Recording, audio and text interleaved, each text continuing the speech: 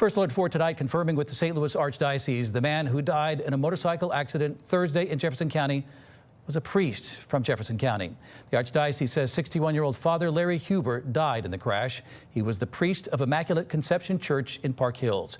The Missouri Highway Patrol says Huber was traveling north on Mount Olive Road on a motorcycle. Investigators say he crashed when he braked to avoid an SUV that turned across his lane. The Highway Patrol says Huber's motorcycle slid, then crashed into the SUV, killing him.